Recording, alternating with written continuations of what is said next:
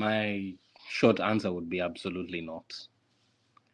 There's a lack of grounding in ideology that one sees universally reflected across the board when you critically analyze both the composition but also the spirit and pronouncements of each of the parties and their chief spokespersons.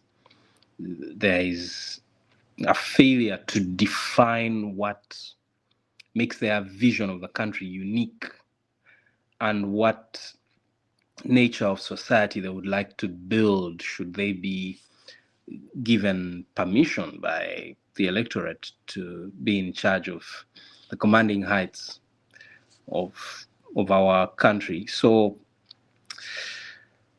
perhaps they are victims of the society less than they are perpetrators of this cyclical, seemingly incurable logic of failing to have a theory of politics that you present to the electorate, but also having a critical mass among the electorate that is willing to take part in fashioning this theory of politics and also voting for it, and also building the kind of reality that they want once you have won the election. I have recently been reading Mamdani's most recent publication, Slow Poison.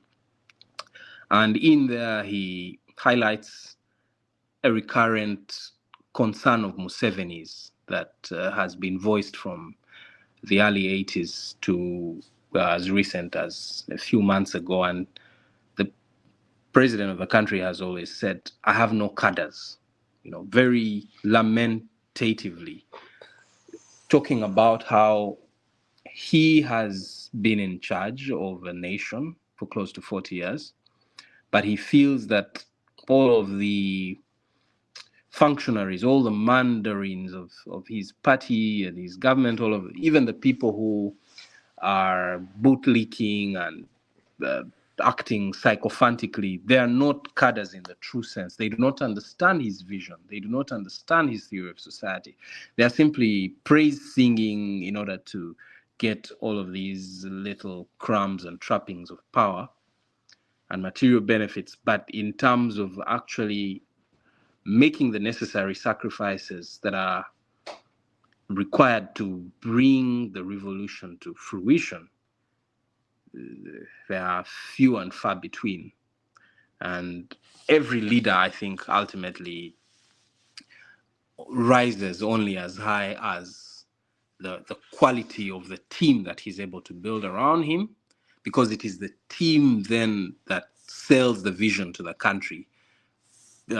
Peasants, needed to make huge sacrifices in Maoist China before China realized all of the benefits that it now has all across Europe, in the French Revolution, in the revolution in England, during the signing of the Magna Carta, as far back as then, you look at the Soviet Union and its own revolution in the early 1900s.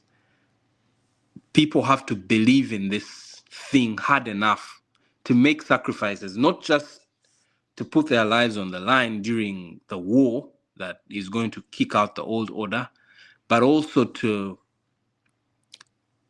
follow the leader's directives after peace has been established and nation building is taking place. And I feel that Uganda has failed to achieve that for some of the reasons we've discussed, but also for many others that we are yet to. Yeah, comrade,